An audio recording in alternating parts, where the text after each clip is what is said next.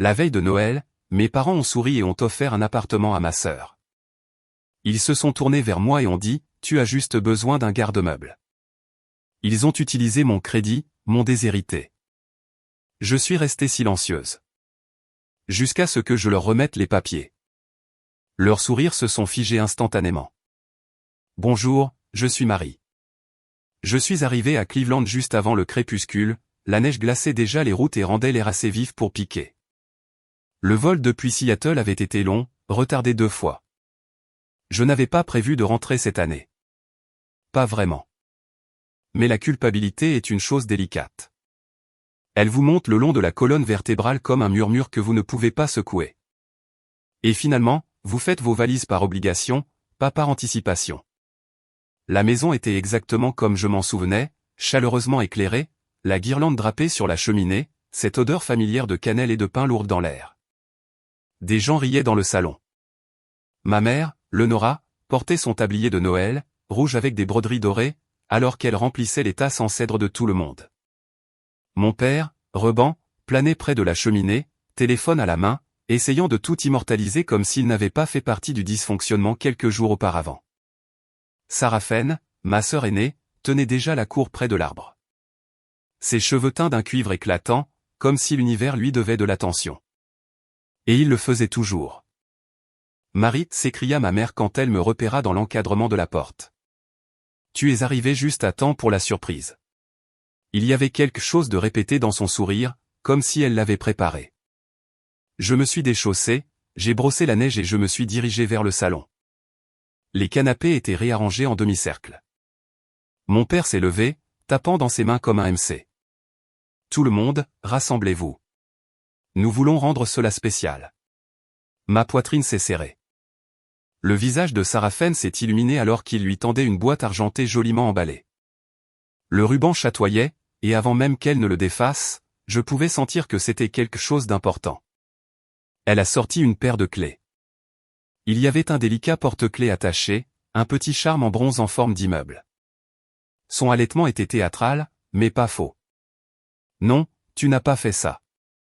Lenora rayonnait. C'est l'endroit du centre-ville dont tu parlais. Nous avons conclu l'affaire la semaine dernière. Des applaudissements ont éclaté. Un voisin a commencé à filmer. Des flûtes de champagne ont tinté. Quelqu'un a crié, « Ça, c'est un cadeau de Noël ». J'ai souri parce que c'est ce que l'on fait dans des familles comme la mienne. On sourit même quand l'estomac se retourne et que les mains commencent à trembler légèrement. Puis Reban s'est tourné vers moi. Et pour notre fille pratique, dit-il, sortant une petite enveloppe de sa poche. Nous avons pensé que cela serait utile. Je l'ai ouverte.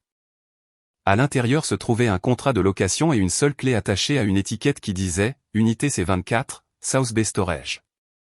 Mon cœur ne s'est pas brisé. Il s'est arrêté. Ta surprise de Noël, dit joyeusement Lenora. Tu as toute ta vie en main, Marie. C'est juste pour les choses dont tu n'as pas besoin tout de suite. Nous avons pensé que cela aiderait à organiser les choses.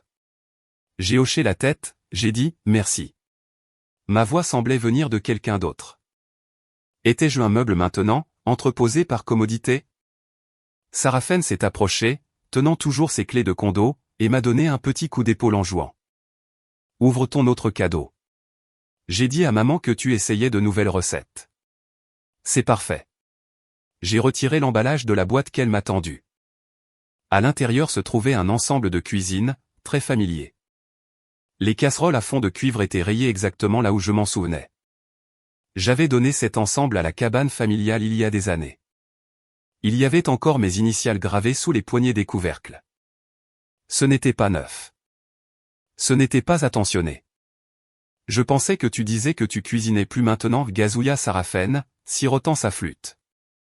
Rien ne dit, nous te voyons comme une reconnaissance réchauffée. J'ai regardé à nouveau la clé de l'entrepôt. Le métal était froid dans ma paume. J'entendais les autres rire, portant un toast au nouveau chapitre de Sarafen, parlant de la vue sur la ville du condo et de sa proximité avec sa galerie préférée. Je n'étais pas encore en colère. Je n'étais pas encore triste. Ce que je ressentais était une sorte de calme, comme si je me tenais en dehors de mon propre corps et que je regardais quelqu'un d'autre être retiré d'une photo. Je me suis assise sur l'accoudoir d'une chaise, faisant tourner le vin dans mon verre, sans vraiment le goûter. Des souvenirs ont clignoté comme de l'électricité statique. Chaque jour férié, j'apportais le vin, achetais des cadeaux attentionnés, arrivais à l'heure, et chaque année, Sarafen arrivait en retard, dramatique, et était accueillie comme une reine. Je devais avoir l'air distraite parce que mon père s'est approché, posant une main sur mon épaule. « Tu sais, nous sommes fiers de toi, dit-il. » Mais Sarafen a eu plus de difficultés.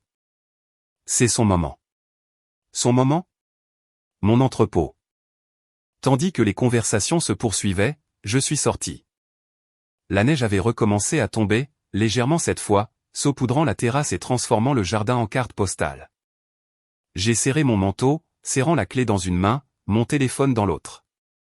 Une notification a clignoté. Un message de Tara, une vieille amie de l'université. C'est vrai qu'ils ont acheté un condo à Sarafen ? Tu as toujours dit qu'ils la traitaient comme de l'or. Mince alors. J'ai fixé ces mots. J'ai regardé par la fenêtre, observant ma famille au ralenti.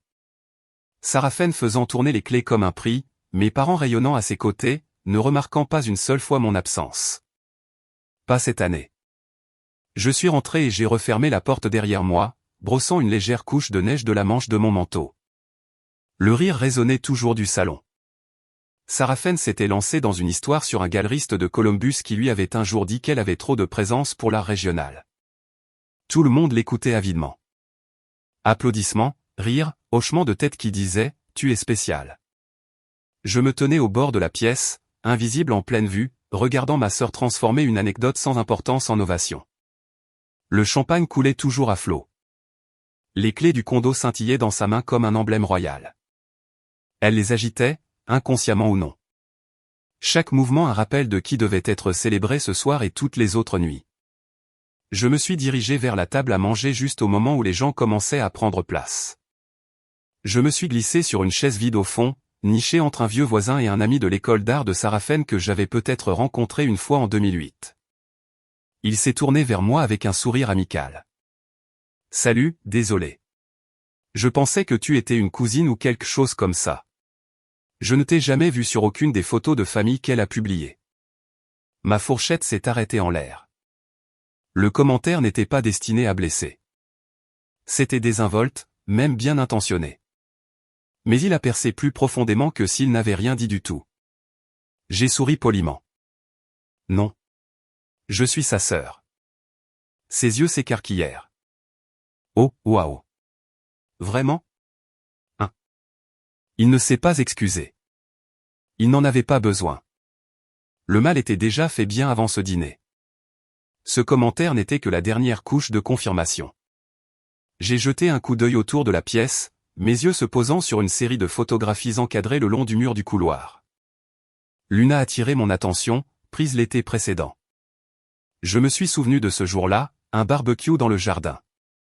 J'avais pris l'avion pour un week-end, aidé à tout mettre en place, et même fait le maïs grillé dont ma mère se vantait auprès de son club de lecture. Et pourtant, sur la photo, je n'étais nulle part. Sarafen était au centre, flanqué de nos parents. La légende en dessous disait « Notre étoile brillante ». Tellement fier. Le Nora avait dit plus tôt. C'était le meilleur été que nous ayons eu depuis des années. J'étais là aussi, pensais-je. Le dîner a continué. Le bruit des fourchettes sur la porcelaine tintait rythmiquement. Sarafen dominait la conversation comme une artiste chevronnée, passant sans effort des récits d'inspiration à la tragédie personnelle, atterrissant toujours sous les applaudissements. Reban se penchait pour chaque mot. Le Nora essuyait occasionnellement ses yeux quand Sarafen mentionnait à quel point il était difficile de rester fidèle à soi-même dans un monde qui ne comprend pas l'art. J'ai éclairci ma gorge une fois en mentionnant un projet récent que j'avais dirigé dans mon entreprise, une initiative de restructuration financière qui avait aidé des dizaines de propriétaires de petites entreprises à rester à flot au 4e trimestre. Personne n'a répondu. Reban a hoché la tête vaguement, puis s'est tourné vers Sarafen et a dit « N'as-tu pas pensé à un moment donné à ouvrir ta propre galerie ?» Juste comme ça, j'ai été de nouveau mise de côté. J'ai siroté mon eau, regardant chaque phrase prononcée par ma sœur se transformer en conversation, tandis que les miennes s'évaporaient dans l'air. À un moment donné, j'ai essayé d'intervenir à propos d'une nouvelle plateforme d'analyse que je testais, seulement pour que le Nora m'interrompe et demande à Sarafen si elle voyait toujours ce type avec la barbe. Le silence qui a suivi n'était pas gênant. C'était normal. C'est ce qui a fait mal.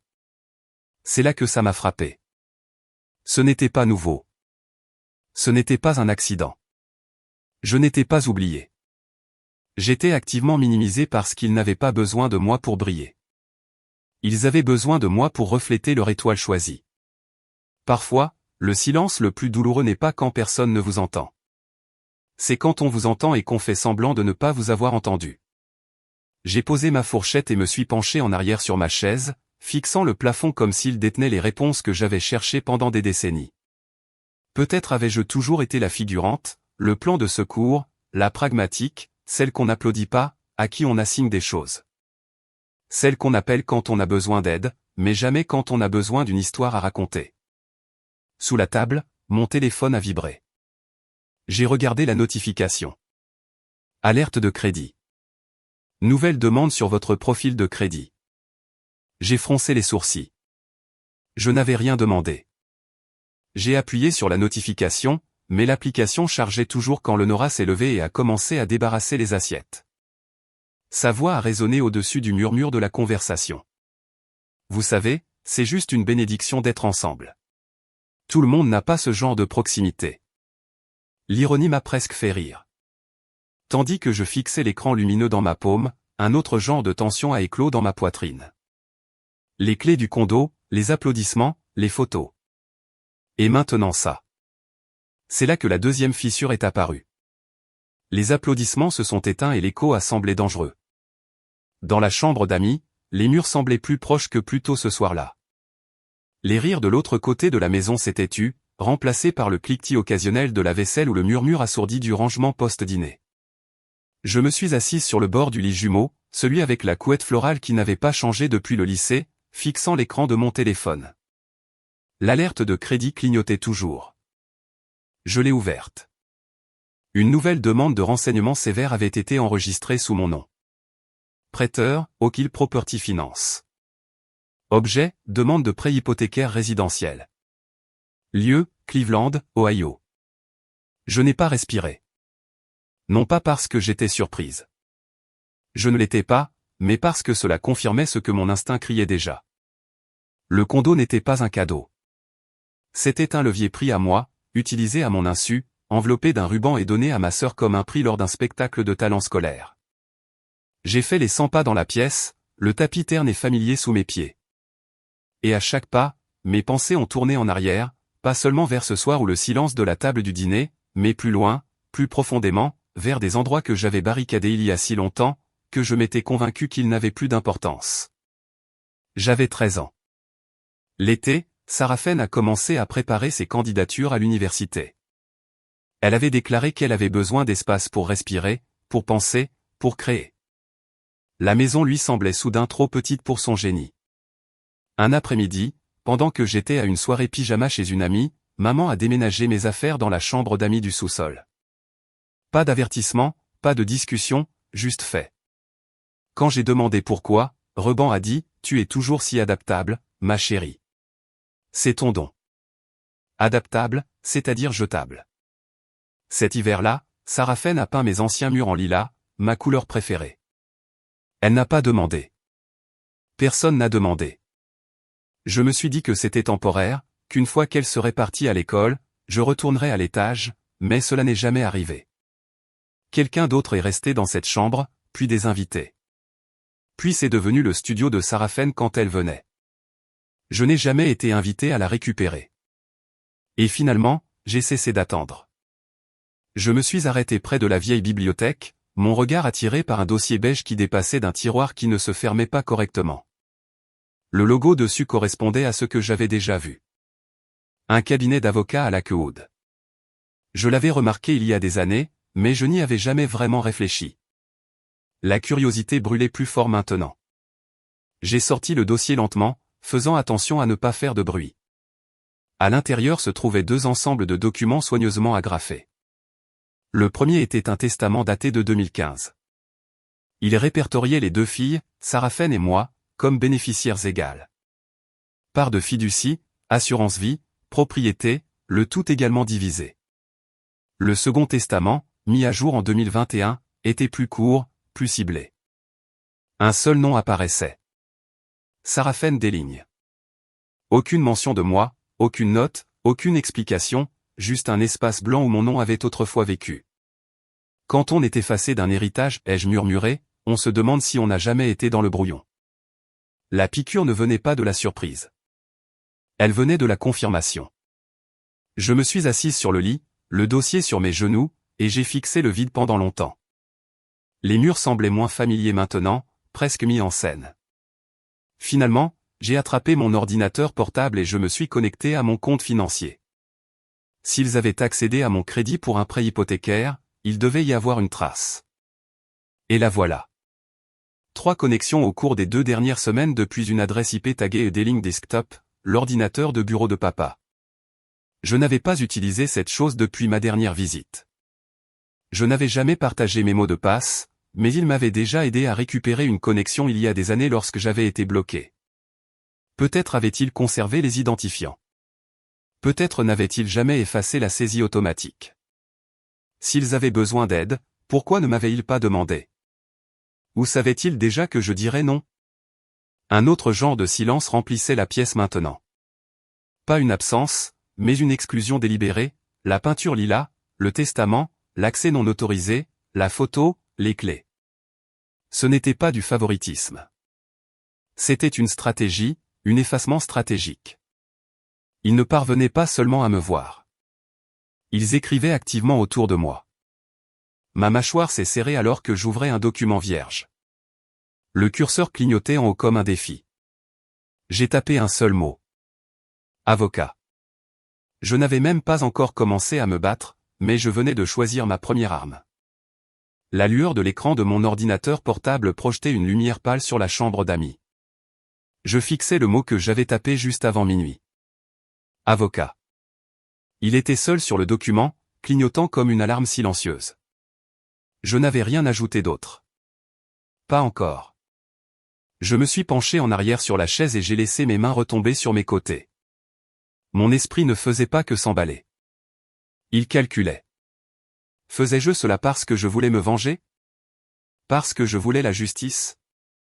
Ou étais-je simplement désespéré d'être vu? Vraiment vu pour l'effort, la loyauté, le silence que j'avais avalé pendant des décennies? Le soleil venait à peine de se lever quand j'ai entendu des pas craquer dans le couloir. Des voix ont suivi. Casual, fatigué, imprégné de cette joie forcée que les familles affichent pendant les fêtes. Le brunch de Noël commençait. J'ai fermé l'ordinateur portable, rangé le dossier et pris une longue inspiration. Je me suis dit que je jouerais le jeu, juste assez pour éviter une scène. Mais quand je suis entré dans la salle à manger et que j'ai vu la table entièrement dressée avec des marque-places et de la calligraphie à chaque place, j'ai su qu'il n'y avait pas de place pour moi. Chaque chaise était occupée, chacune avec le nom de quelqu'un écrit et plié soigneusement devant son assiette. Même les enfants avaient des marque-places. Mon nom n'était nulle part. Le Nora m'a remarqué en train de traîner et a dit sans hésiter, « Oh, ma chérie, désolé pour ça. Nous ne nous attendions pas à ce que tant de monde vienne. » Reban sortait déjà une chaise pliante en métal du placard du couloir. « Tu es toujours si flexible, dit-il avec un petit rire, la posant au tout dernier coin de la table. Je pensais que ça ne te dérangerait pas. » Sarafen n'a même pas levé les yeux. Elle sirotait un mimosa, faisant défiler son téléphone comme si rien de tout cela n'était nouveau pour elle. Et ce n'était pas le cas. C'était un schéma. Je me suis assise sur le siège froid en métal et j'ai fixé l'assiette devant moi. Pas de serviette, pas de couvert. Je ne faisais pas partie du décompte. Je n'avais jamais fait partie du décompte. Après le brunch, pendant que les autres se dispersaient pour ouvrir d'autres cadeaux ou remplir des verres, j'ai trouvé ma mère seule dans la cuisine. Elle fredonnait, essuyant le comptoir comme si c'était un jour comme les autres.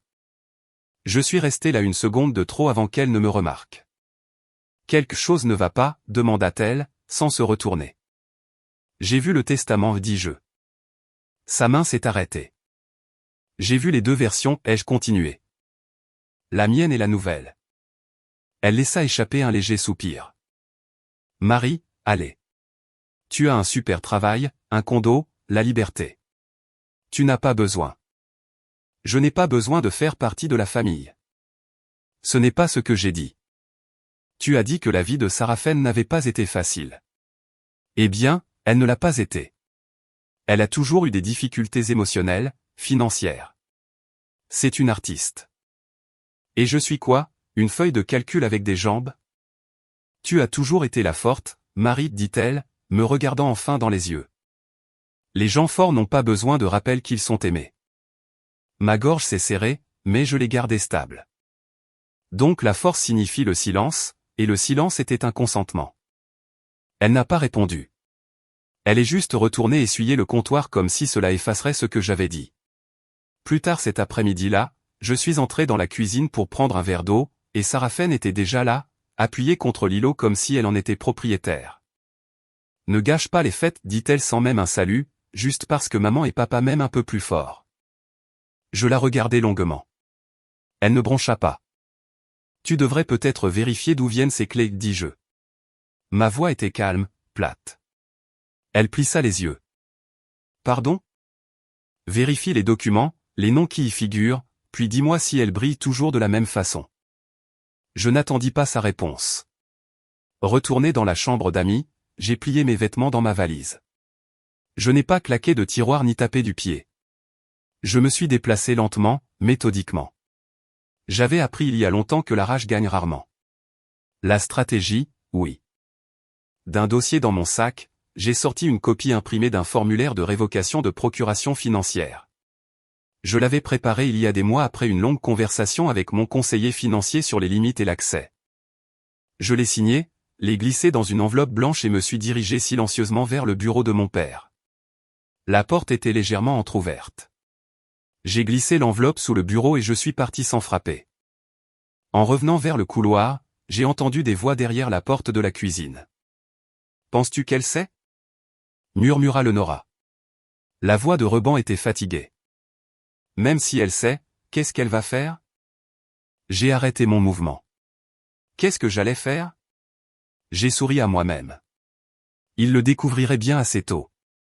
Le mot avocat ne ressemblait plus à un murmure ou à un concept. Il avait du poids maintenant. Il avait de la texture. Il était au centre de toutes les pensées que je ramenais dans cette maison.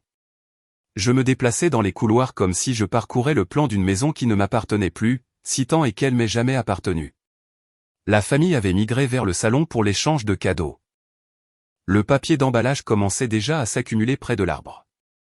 Sarafen était étendue sur le canapé central comme une pièce d'exposition, discutant nonchalamment des couleurs des coussins pour son nouveau condo. Reban riait toutes les quelques secondes, sans vraiment écouter, juste en répondant. Leonora flottait entre les invités, remplissant les verres, offrant des biscuits, fredonnant comme si le monde qu'elle avait construit ne se fracturait pas sous son toit. J'avais besoin de respirer, alors j'ai pris mes clés et me suis glissé par derrière. La route vers l'entrepôt fut silencieuse, sauf le ronronnement du chauffage et le bourdonnement occasionnel de mon téléphone. Je n'ai répondu à aucun message. Je me suis garé devant une rangée terne de portes en béton, toutes identiques, toutes froides. J'ai entré le code imprimé sur la carte de Noël qu'il m'avait donnée, votre espace pour tout ce qui compte, et j'ai ouvert la porte de l'unité C24. À l'intérieur, l'air était moisi comme du carton et des fêtes oubliées. Empilées le long d'un mur se trouvaient des boîtes étiquetées Studio Sarafen 2012 à 2015 VLIKM Décor. J'ai aperçu une toile craquée dans un coin. Sa signature à peine visible sous la poussière. Mon nom n'était sur aucune boîte, juste le contrat de location, le contrat, la responsabilité. Même dans leur plan de secours, c'était moi qui portais le fardeau. Je suis resté là longtemps, les bras croisés, les yeux balayant le désordre. Quelques-unes des boîtes tombaient en ruine. L'une avait des dégâts d'eau. C'est là que ça m'a frappé. Même Sarafen n'aurait pas stocké ses affaires ici si elle avait eu le choix. Ce n'était pas un cadeau. C'était un transfert de fardeau. Je n'ai pas pleuré. Je n'ai rien jeté. J'ai pris des photos. Sur le chemin du retour, j'ai récupéré un vieux message vocal que je n'avais pas écouté depuis plus d'1 an. Quelque chose m'avait arrêté à l'époque. Peut-être l'intuition, peut-être l'autoprotection. La voix de Leonora est apparue, désinvolte, en pleine conversation avec quelqu'un d'autre. Elle n'avait pas l'intention de m'appeler. Elle s'était enregistrée par erreur. Marie n'a jamais vraiment fait partie des nôtres, a-t-elle dit, en riant légèrement. Ce n'est pas le genre de fille qui a besoin de nous ou qui nous veut. Il y a eu une pause, puis sa voix à nouveau, plus basse, comme une confession. Elle ressemble trop aux côtés de son père. Froide. J'ai abandonné il y a des années. Je suis entré dans l'allée et je suis resté un moment dans la voiture, laissant la dernière chaleur des bouches d'aération sécher la douleur dans ma poitrine. À l'intérieur, je n'ai pas parlé. Je n'ai pas fait de scène. J'ai sorti mon téléphone et j'ai tranquillement supprimé toutes les invitations futures du calendrier familial. Pâques, 4 juillet, Thanksgiving, tout a disparu. Puis j'ai composé un SMS à Reban. J'aurais besoin d'une copie du contrat d'achat du condo pour mes dossiers, puisque mon crédit a été utilisé. J'ai appuyé sur envoyer et j'ai posé le téléphone face contre terre sur le comptoir de la cuisine. 10 minutes plus tard. Leonora se tenait devant la cheminée avec une tasse de cidre et a dit assez fort pour que la pièce entende, « Pouvons-nous tous prendre un moment pour apprécier notre petite héroïne de Seattle, toujours en train de faire de grandes choses dans cette grande ville ?» Elle a souri dans ma direction. C'était du poison enrobé de sucre. Reban est resté silencieux, fixant le feu. Sarafen, assise à nouveau comme une reine dans son coin de canapé, a croisé mon regard, plissant légèrement les yeux. Elle savait que quelque chose avait changé. Je ne le cachais pas. Je me suis dirigé vers la pile de cadeaux. Ma boîte était toujours là. Emballage rouge vif, grand nœud, l'ensemble de cuisine toujours non ouvert. Je l'ai pris, je me suis dirigé vers le placard de l'entrée, j'ai ouvert la porte du bac de dons que nous gardions près de l'entrée, et j'ai soigneusement placé la boîte à l'intérieur. Le sourire de Leonora a vacillé. Marie, je me suis tourné vers elle, calme et sereine. Parfois, dis-je, les meilleurs cadeaux sont ceux que nous rendons. Elle n'a pas répondu. La pièce est devenue silencieuse. Je me suis retourné vers le couloir et j'ai disparu au coin, mais pas avant d'apercevoir Sarafen, son sourire narquois envolé. Reban se tenait raide comme s'il retenait quelque chose de coupant. Leonora serrait sa tasse comme si elle risquait de glisser. L'échange de cadeaux était terminé. Rendre le cadeau n'était pas seulement une protestation silencieuse. C'était une déclaration.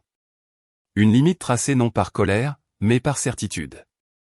J'avais passé des années à tolérer les petites piques, les invitations oubliées, la façon dont mon nom était toujours une pensée secondaire. Mais c'était différent. Cette fois, ils avaient franchi une ligne légale. Et maintenant, les excuses que j'avais autrefois secrètement espérées étaient devenues sans objet. La maison ce soir-là bourdonnait d'une chaleur artificielle. Sarafen était en train de faire un deuxième déballage de cadeaux près de la cheminée pour les invités arrivés en retard. Leonora faisait circuler des parts de tarte comme si rien ne s'était passé. Reban était assis dans son fauteuil inclinable, fixant le feu vacillant, son expression indéchiffrable. Ils agissaient trop normalement, trop naturellement, et cela ne fit qu'accroître ma détermination. Retourné dans la chambre d'amis, j'ai ouvert mon ordinateur portable et me suis connecté à mon tableau de bord de surveillance de crédit. Un drapeau rouge clignotait en haut de l'écran. Alerte FICO, votre score a changé.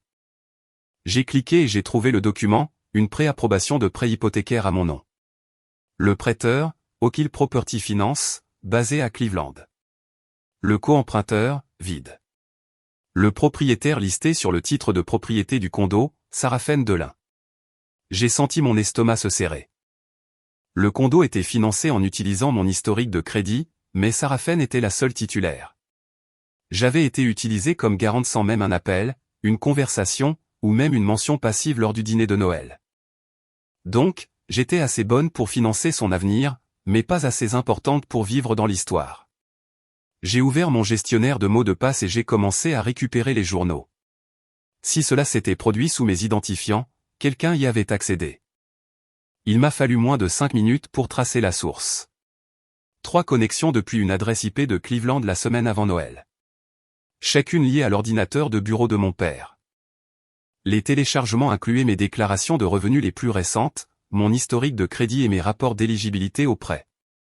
Je n'avais pas utilisé cet ordinateur depuis Thanksgiving 2021, ce qui signifiait que quelqu'un avait soit enregistré mes identifiants, soit accédé au système après que je les avais laissés connectés. Je me suis penché en arrière sur ma chaise et j'ai appuyé sur enregistrer sur mon téléphone. J'ai parlé doucement, plus pour moi-même que pour des preuves. S'ils étaient allés aussi loin, peut-être n'avaient-ils jamais prévu de demander la permission. Plus je fixais l'écran, plus j'avais l'impression de ne pas lire mes finances. Je lisais un scénario, un plan pour un hold-up où j'étais à la fois l'architecte et la victime involontaire. Mes yeux se posèrent sur un onglet mis en favori que je n'avais pas touché depuis plus d'1 an. Registre foncier. J'ai cliqué et entré le numéro de parcelle du duplex dans lequel j'avais co-investi avec mes parents il y a des années. À l'époque, j'avais contribué près de 30% de la compte. C'était censé faire partie de mon avenir, un bien familial, comme l'appelait mon père. L'acte de propriété avait été modifié. Mon nom avait disparu. Seuls 2 noms restaient, Reban et Sarafen. Pas d'avis, pas de signature, pas de paiement. Je n'ai pas seulement perdu une propriété. J'ai perdu un morceau de mon propre récit réécrit pendant que j'étais occupé à jouer la fille stable, la fiable qui ne demandait jamais rien. J'ai commencé à imprimer des captures d'écran, à télécharger des relevés, des journaux d'activité. J'ai ouvert un dossier sur mon bureau et l'ai nommé dossier des lignes 2023. Puis j'ai ouvert une feuille de calcul vierge et j'ai commencé à élaborer une chronologie. Date, transaction, email, SMS sans réponse, transcription de messages vocaux. Ce n'était plus émotionnel. C'était procédural. Il était environ 22 heures quand je suis entré dans la cuisine pour un verre d'eau. La plupart des invités étaient partis. Le Nora ramassait des gobelets en papier éparpillés en fredonnant une playlist de vacances. Reban était monté à l'étage. Sarafen se tenait près de la cage d'escalier, les bras croisés, un verre à la main. Elle leva les yeux quand je m'approchai. « Tu ne dis pas grand-chose ce soir, dit-elle, son ton neutre. »« J'en ai assez dit, répondis-je, en ouvrant le frigo. » Elle hésita, puis fit un pas en avant. « Je sais que c'est bizarre pour toi, mais essaie de ne pas rendre ça moche, d'accord ?» Je me suis retourné, verre à la main. « Moche ? Je veux dire, avec le condo et l'argent, c'est Noël. » J'ai posé le verre sur le comptoir et je me suis dirigé vers elle. Elle n'a pas bougé. Je me suis penché légèrement et j'ai dit, juste assez fort pour qu'elle entende, « J'espère que tu as choisi des meubles que tu aimes, car tu ne resteras pas longtemps. » Ses yeux s'écarquillèrent, les bords de son sourire narquois vacillant pour la première fois de la journée. Je l'ai dépassé, je suis sorti de la cuisine et j'ai monté les escaliers. Je n'attendais pas leurs excuses. Je préparais mes preuves. Ce n'est pas de la colère que j'ai ressentie en me réveillant. C'était une confirmation. Le genre qui s'installe dans la poitrine et ne lâche pas, même après une nuit complète de sommeil. Je n'ai pas rêvé. Je ne me suis pas retourné. Je suis resté immobile, clignant des yeux au plafond. L'écho de la voix de Reban d'il y a 2 nuits était toujours présent. Même si elle sait, qu'est-ce qu'elle va faire? Je me suis glissé hors du lit, j'ai enfilé un blazer que je n'avais pas porté depuis des années et j'ai attaché mes cheveux. Il ne s'agissait pas d'être joli. Il s'agissait d'entrer dans une pièce préparée à la guerre. En bas, le Nora s'affairait de nouveau dans son tablier, fredonnant une chanson sans mélodie. Elle a salué les voisins comme si rien n'avait changé. Il y avait un brunch de Noël. Mimosa, quiche, plateau de fruits. On ne m'avait pas prévenu. Bien sûr que non. Mon téléphone a vibré. Tara, dis-moi s'il te plaît que tu as vu le live de ta sœur hier soir. J'ai froncé les sourcils. J'ai ouvert le lien et c'était là. Sarafen, assise sur son nouveau canapé, les yeux gonflés et le mascara taché, parlant à sa caméra frontale comme un soldat en confession. Tout cela, dit-elle, la voix tremblante, m'a fait tout remettre en question. Ma propre sœur, quelqu'un que j'ai soutenu et admiré, s'est retourné contre moi. Je pense qu'elle projette son stress professionnel. Elle a été si seule dernièrement. Je ne lui en veux pas. J'espère juste qu'elle trouvera la paix. Des milliers de spectateurs, des émojis de cœur, des commentaires comme « tu es si forte et ne la laisse pas gâcher ta lumière ». Elle ne m'a pas poignardé. Elle a juste tendu le couteau au monde et s'est écartée. Je suis entré dans la salle à manger, tenant toujours mon téléphone. La pièce était pleine maintenant. Des voisins, de la famille, des amis, des gens qui avaient vu nos vies de l'extérieur et avaient acheté la version qui leur avait été vendue. Sarafen souriait vivement, maintenant vêtue d'un col roulé blanc d'hiver parfaitement drapé, jouant l'hôtesse gracieuse. Le Nora leva son verre. « Aucune fête n'est parfaite, dit-elle doucement. Mais le pardon l'a fait briller. Une invitée que je ne connaissais pas bien se pencha vers moi et murmura, « Tu devrais vraiment la laisser avoir son moment. Elle a toujours vécu dans ton ombre. » Je n'ai pas bronché. J'ai juste souri. À l'intérieur, ça brûlait. J'ai attendu que tout le monde ait une assiette en main. La conversation bourdonnait du bruit des fêtes. J'ai fouillé dans mon sac fourre-tout et j'ai sorti 3 enveloppes, blanches, non marquées. Je me suis dirigé vers la station de café, j'en ai tendu une à Reban, une à Lenora, et j'ai glissé la dernière sur la table à Sarafen juste au moment où elle attrapait son café. Ils les ont ouvertes lentement, une par une. À l'intérieur se trouvaient des captures d'écran imprimées. La demande de prêt hypothécaire à mon nom, le transfert de titres de propriété de l'investissement, les journaux d'accès au crédit, et des dates qu'ils ne pouvaient pas expliquer. Personne n'a parlé. Je n'avais pas besoin qu'ils le fassent. Reban s'est raclé la gorge. Ce n'est pas l'endroit. J'ai siroté mon café. Je suis d'accord. Cet endroit, c'était il y a 3 mois quand vous avez signé sans moi. Les yeux de Lenora ont erré, calculant déjà quel voisin regardait. Les mains de Sarafen ont tremblé légèrement alors qu'elle repliait les documents dans l'enveloppe. Tu n'avais pas à faire ça devant tout le monde. Tu n'avais pas à faire tout ça dans mon dos, ai-je dit calmement. Je me suis levé. Je n'étais pas en colère. J'étais précise. Sarafen s'est excusée et a disparu dans le couloir. Lenora a commencé à divaguer sur des malentendus et la guérison familiale. Reban n'a rien dit du tout. Je n'ai pas offert de réfutation. Je n'ai pas élevé la voix. J'ai laissé les papiers parler. Je me suis dirigé vers la porte, m'arrêtant juste avant l'entrée. Si j'ai toujours eu si peu d'importance pour vous que vos papiers le suggèrent, dis-je calmement, me tournant vers eux. Vous auriez dû le dire. Puis je leur ai donné ce qu'ils craignaient le plus. La certitude. J'ai déjà déposé plainte.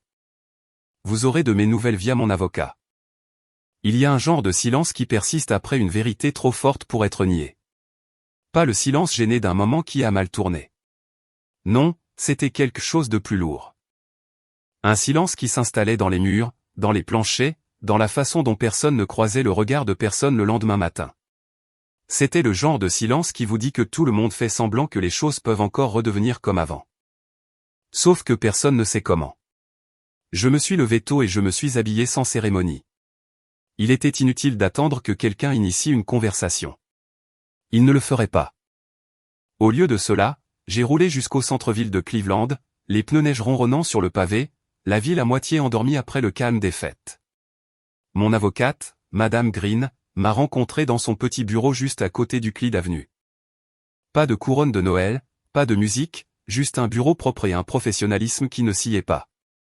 Elle a examiné le dossier que j'avais apporté, hochant lentement la tête en tournant chaque page. Cessez et abstenez-vous pour utilisation abusive de crédit, dit-elle. Vous voulez l'attacher aux documents hypothécaires? Oui, répondis-je. Et je veux une injonction sur le transfert de titres. Elle a marqué une pause, m'a regardé droit dans les yeux. Vous ne vous protégez pas seulement, vous savez. Vous protégez votre futur vous de ces schémas. J'ai hoché la tête. À midi, les documents étaient déposés. Des copies ont été envoyées par email à Reban, Sarafen et Lenora. Pas de message, pas d'avertissement, juste des faits. J'étais de retour à la maison à 13h. La tension s'était cristallisée en quelque chose de presque physique. Personne n'a parlé en me voyant entrer. Personne n'a demandé où j'étais allé. Ils savaient où ils le découvriraient bien assez tôt. Je suis sorti brièvement pour vérifier la boîte aux lettres et j'ai trouvé une petite enveloppe glissée sous l'essuie-glace de ma voiture de location. C'était écrit à la main. L'écriture tremblante mais soignée. Marie, j'ai vu le favoritisme pendant des années. Je suis désolé de ne pas avoir parlé plus tôt. Si tu as besoin de quoi que ce soit, une déclaration, un témoin, quelqu'un pour dire qu'ils ont vu ce qu'ils ont vu, je suis là. Jolene. Je ne l'avais pas vue au brunch. Elle avait dû se glisser sans faire de bruit. Ou peut-être savait-elle mieux que de s'impliquer ouvertement. Quoi qu'il en soit, cette note m'a ancré. Ce n'était pas seulement moi. Il s'était juste assuré que je le pensais. J'ai glissé l'enveloppe dans mon sac, j'ai monté les escaliers et je me suis faufilé dans la chambre de ma mère pour récupérer mon chargeur. C'est là que je l'ai vu. Posé sur sa coiffeuse se trouvait un coffret en velours. Je l'ai reconnu instantanément. Je lui avais offert ce bracelet de perles pour leur 30e anniversaire, fermoir sur mesure, perles choisies à la main. Il m'avait coûté presque un salaire complet. Elle avait pleuré en l'ouvrant. J'ai ouvert le coffret. À l'intérieur, le même bracelet.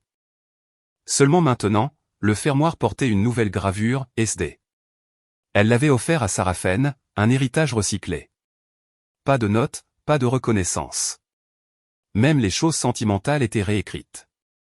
J'ai refermé le coffret avec soin, les remis exactement où je l'avais trouvé, et je suis descendu. Je n'en ai pas dit un mot. Pas encore. Ils étaient tous dans le salon quand cela s'est produit. Reban, lisant l'email de l'avocat, à voix haute avec un demi-grognement, Sarafen faisant les 100 pas devant la cheminée. Tu gèles le transfert, a-t-elle claqué. Tu ne peux pas faire ça. C'est déjà en cours. Le Nora a bondi, la voix aiguë. Tu ne comprends pas le stress que ta sœur a subi. C'est de l'amertume, pas de la justice. Je suis entré dans la pièce comme un chirurgien dans une salle d'opération. Vous ne m'avez pas seulement oublié, dis-je calmement. Vous m'avez falsifié. Reban s'est levé, la main tendue comme s'il pouvait ralentir les choses. Ce n'est pas nécessaire, Marie. Nous sommes une famille.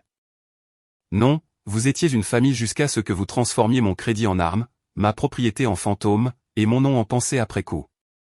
Sarafen a crié, tu te fais toujours passer pour la victime. J'ai penché la tête. Drôle, tu t'es faite la star. Je n'apparaissais que dans les crédits, si tant est que j'apparaisse. Personne ne m'a suivi quand j'ai quitté la pièce. Personne ne m'a demandé de rester. À l'étage, j'ai fait mes valises lentement. Chaque fermeture éclair s'est fermée avec précision. Je ne me pressais pas. J'en avais fini de me presser. Pour eux, pour l'illusion. J'ai porté ma valise jusqu'à la porte et je n'ai pas pris la peine de dire au revoir. À mi-chemin de l'allée, mon téléphone a vibré. Un message vocal. Le Nora. Je n'ai pas écouté. J'ai appuyé et maintenu le message jusqu'à ce que l'option de suppression apparaisse. Si tu fais ça, ne t'attends pas à être accueilli de nouveau. J'ai appuyé sur supprimer. Je n'avais pas besoin d'être accueilli de nouveau. J'étais enfin libre d'avancer. L'Airbnb n'était pas grand-chose. Des murs nus, des draps empruntés, le bourdonnement d'un réfrigérateur qui ne fermait pas tout à fait, mais c'était silencieux. Ce genre de silence pur que je n'avais pas connu depuis des années. J'ai laissé tomber mon petit sac de voyage sur le sol et je suis resté un instant, regardant autour de la pièce stérile comme si elle pouvait répondre à quelque chose. Tout ce que j'avais laissé derrière moi à la maison, j'ai réalisé que cela n'avait jamais vraiment été à moi. Je pourrais faire une liste. Le bracelet, la chambre d'amis, le nom de famille gravé sur les actes de propriété. Mais ce n'étaient pas les objets qui restaient. C'était le poids qu'ils portaient. La preuve que je m'étais accroché à des choses longtemps après qu'elles m'aient lâché. J'ai branché mon téléphone pour le recharger et j'ai vu un message vocal manqué. C'était de Jolene. Je l'ai écouté. Sa voix était plus douce que d'habitude. Marie, je n'ai pas dit ça au brunch, mais en mars dernier, le Nora a eu une alerte de santé. Palpitation cardiaque. Nuit à l'hôpital. Je l'ai appris par Donna, pas par eux. J'ai demandé si tu savais. Reban a juste secoué la tête et a dit, pas besoin de la déranger. Elle est occupée par son travail. Je pensais que tu devrais savoir. Je me suis assise lentement sur le bord du lit. Ils n'avaient même pas pensé à me le dire. Ou pire, ils y avaient pensé et avaient décidé de ne pas le faire. Je me suis souvenu de ce mois-là. J'avais envoyé un SMS à Lenora à propos d'un voyage professionnel à Chicago. Elle avait répondu avec un emoji pouce levé. Aucune mention d'hôpitaux, aucune mention de quoi que ce soit. Je pensais qu'elle était juste distante. Mais la vérité était que j'avais déjà été rayé de la liste des personnes à appeler. Le téléphone ne sonne pas quand vous ne faites plus partie du scénario familial. J'ai ouvert mes messages pour faire défiler quelque chose d'autre quand un groupe de discussion est apparu, un dont j'avais oublié que j'y étais encore. C'était d'une cousine, la même qui ne m'avait pas dit un mot au brunch. Et Marie, les choses sont allées trop loin. Tu as fait ton point. Peut-être qu'il est temps de passer à autre chose pour le bien de la famille. Une autre cousine est intervenue. Le pardon est une guérison. Ne faisons pas cela plus grand qu'il ne doit l'être. Bien sûr, la déviation classique de la famille américaine. Balayons ça sous le tapis pour ne pas trébucher dessus à Thanksgiving. J'ai tapé et effacé une douzaine de réponses. Puis j'ai quitté le groupe. Le pardon sans responsabilité n'est qu'une permission. J'ai passé l'heure suivante à regarder ma boîte de réception, des correspondances légales de mon avocate, des copies de relevés bancaires, des captures d'écran que j'avais compilées. C'était étrange de rester dans une pièce entourée de preuves et de me sentir toujours vide. Je n'étais pas triste. Je n'étais pas en colère. Je m'adaptais. J'ai ouvert un document vierge et j'ai commencé à écrire. Pas à eux, mais à moi-même. Une réflexion, une carte. Je n'essayais plus de donner un sens à tout cela. Je reconnaissais que le sens avait déjà été donné. Ce n'était juste pas l'histoire qu'il voulait que j'accepte. Tapi dans mon sac se trouvait un album de jeunesse que j'avais emporté à la hâte de la maison. Il sentait encore légèrement le cèdre du sous-sol. Des autocollants qui se décollaient, des polaroïds fanés, page après page de récitals scolaires, de bulletins, de cartes d'anniversaire écrites au crayon. Je l'avais gardé en pensant que je l'utiliserais un jour pour montrer à quelqu'un qui j'étais, pour prouver que j'avais ma place. Mais je n'en avais plus besoin. Je l'ai emmené à la poubelle de la cuisine, l'y ai posé doucement et j'ai fermé le couvercle. Ils ont gardé la maison. J'ai gardé mon nom.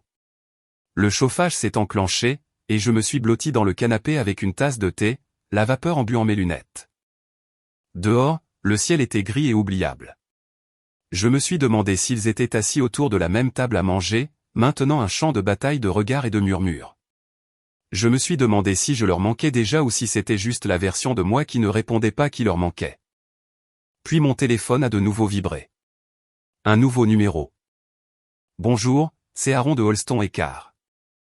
Nous appelons pour confirmer votre adresse postale actuelle au nom de Reban des Lignes. J'ai marqué une pause. Puis-je demander de quoi il s'agit? Je ne suis pas autorisé à le dire, madame, mais le nom du cabinet devrait vous être familier. Il l'était. Donc, le prochain mouvement était le leur. J'espérais qu'ils étaient prêts pour ce qui allait suivre. J'étais parti en silence, mais les conséquences ne m'avaient pas quitté.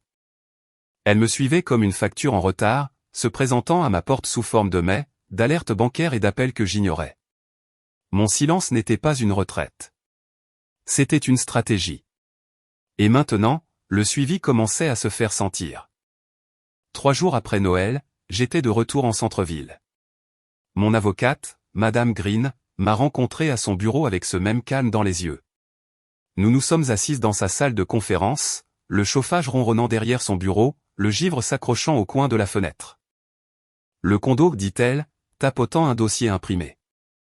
C'est pire que ce que nous pensions. Elle me tendit un document. Il y a des taxes foncières impayées qui y sont attachées. D'anciennes garanties datant d'avant la saisie. Ils ne vous l'ont jamais dit lorsque votre crédit a été utilisé comme garantie. J'ai lu les chiffres. Cela ressemblait à une trahison revêtue de paperasse. Ils l'avaient appelé un nouveau départ, mais ce n'était qu'une nouvelle couche de dette à mon nom. Ils sont déjà en retard sur la première échéance trimestrielle, a-t-elle ajouté. Le comté pourrait entamer des procédures de saisie dans les 60 jours s'il ne règle pas la situation. Et ça me serait retombé dessus, finalement. Oui, si ça faisait défaut. C'est la réalité d'être listé sur un prêt.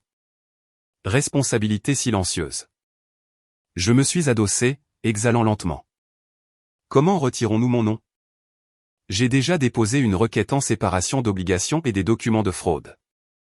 Vous devriez être en sécurité, mais ça va faire des vagues. Laissez les vagues se propager. Plus tard cet après-midi-là, Sarah Fenn a reçu l'avis de cesser et de s'abstenir. Je ne l'ai pas envoyé directement. Je n'en avais pas besoin. Le tribunal l'a fait pour moi. Reban a reçu un appel du service des fraudes de leur banque signalant les comptes co-signés liés à son adresse IP domestique. Le Nora a appelé vers 17h, sa voix craquante et fine. Cela va détruire tout ce que nous avons construit, dit-elle. Je n'ai pas élevé la voix. Je n'ai même pas ressenti de colère. Non, maman, dis-je. Tu l'as détruit quand tu as décidé de le construire sur moi sans demander. Il y a eu un silence à l'autre bout, un soupir. Puis l'appel a été déconnecté. Ce soir-là, mon téléphone a de nouveau vibré, cette fois d'un numéro inconnu. J'ai laissé passer au message vocal. Quelques minutes plus tard, j'ai reçu un autre appel, cette fois d'un numéro de Cleveland que je reconnaissais. J'ai répondu « Bonjour, c'est Ted de Bouquet Storage. Je fais le suivi du compte à votre nom, unité C24. Oui, il y a eu une demande la semaine dernière pour changer la facturation au nom de Sarafen Delin.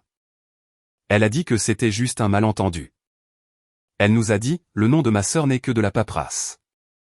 Nous l'avons signalé parce que votre nom est celui lié au contrat de location.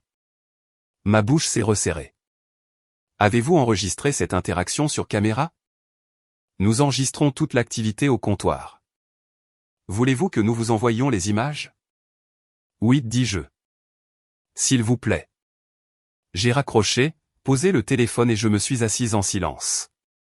Ils m'ont toujours vu comme l'infrastructure, pas l'air. Une poutre de soutien sur laquelle ils pouvaient s'appuyer, plier et repeindre, n'imaginant jamais que je partirais et laisserais tout le toit s'écrouler. Ce soir-là, j'ai écrit un email à Madame Green avec une demande supplémentaire. Je voulais une séparation financière complète, aucun compte partagé, aucune fiducie qui se chevauche, aucun accès automatique.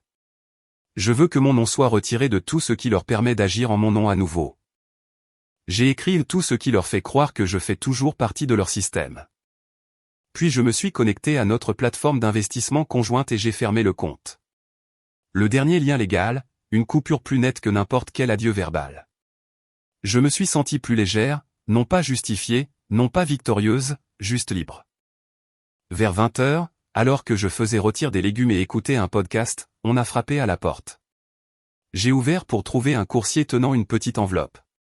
Signature. J'ai griffonné la mienne et j'ai pris la lettre. L'écriture sur le devant m'était familière.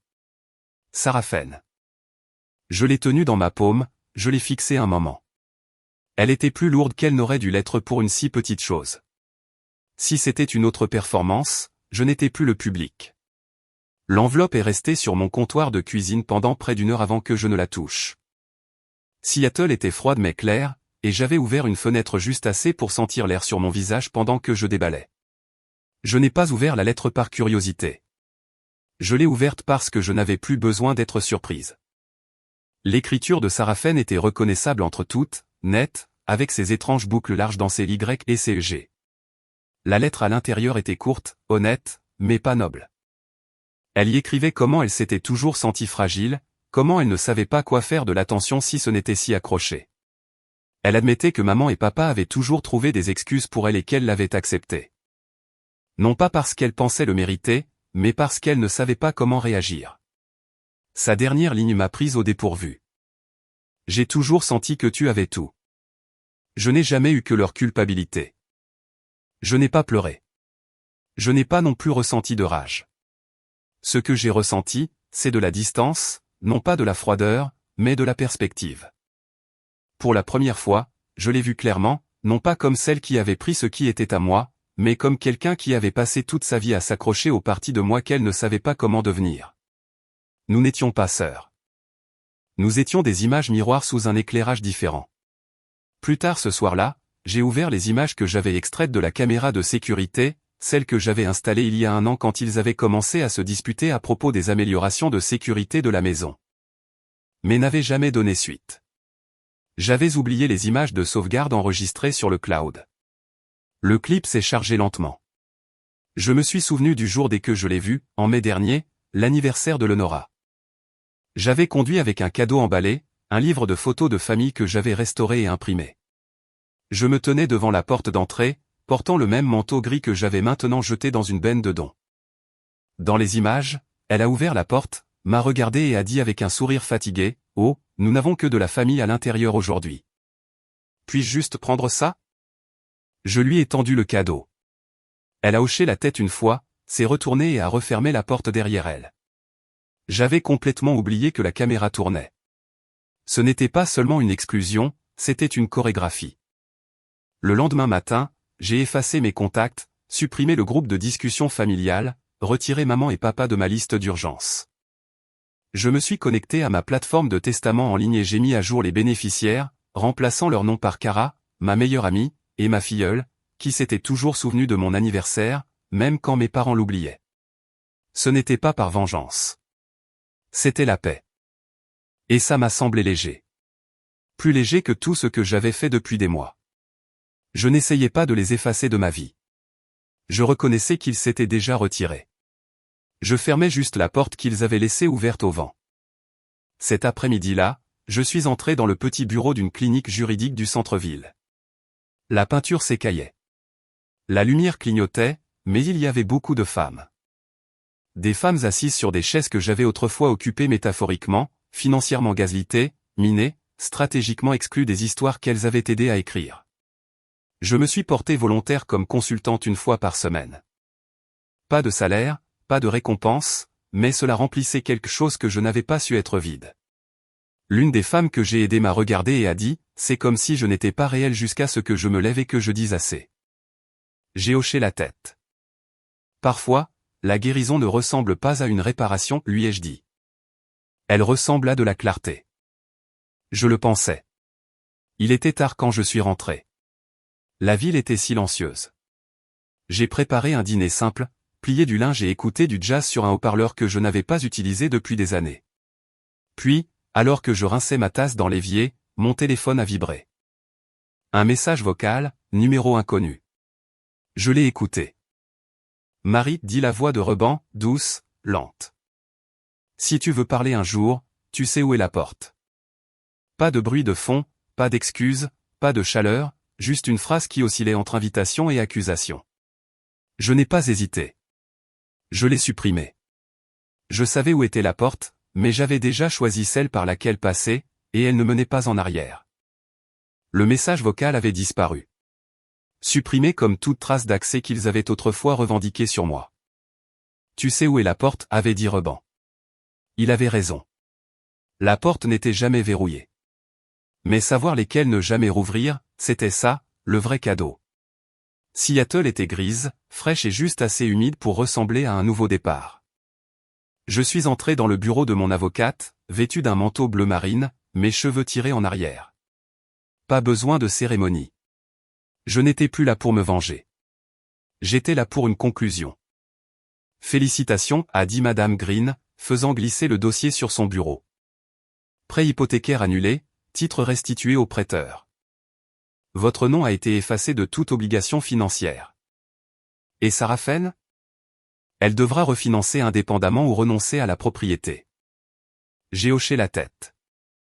Et la fiducie familiale ? Sévèrement. Le juge a convenu que votre inclusion avait été faite sans consentement éclairé. Votre nom n'apparaît plus sur aucune structure successorale active. J'ai expiré. Elle s'est penchée en avant. Reban et Lenora ont été signalés sur la liste des manquements financiers. Il est peu probable qu'ils soient admissibles à un crédit supérieur à 10 000 $ au cours des 3 prochaines années. Je n'ai pas regagné leur respect. J'ai récupéré quelque chose de plus précieux, mon autonomie. Plus tard cet après-midi-là, je me suis arrêté au palais de justice et j'ai signé l'affidavit final. Dissociation complète des actifs, portefeuille et désignation d'urgence de la famille Deslignes. Plus rien en commun. Plus d'hypothèses silencieuses selon lesquelles je prendrai le relais.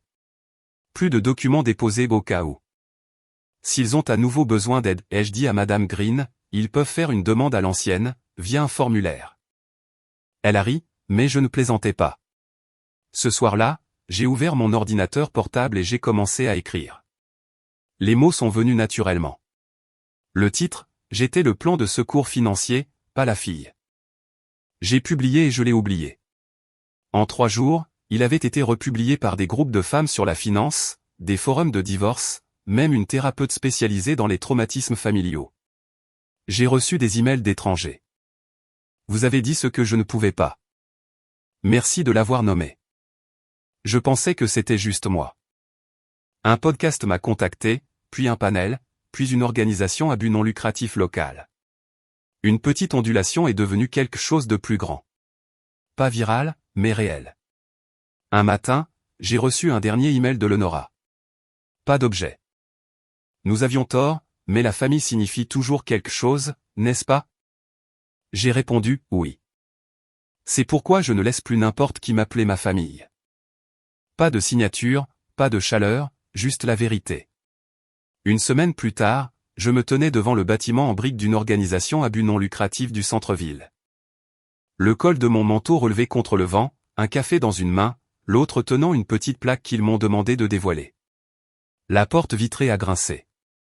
Une jeune femme m'a accueilli avec un grand sourire et m'a montré le mur. C'était là.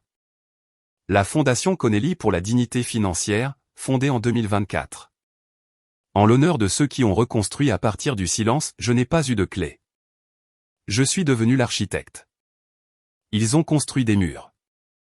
J'ai construit quelque chose dans lequel il valait la peine d'entrer.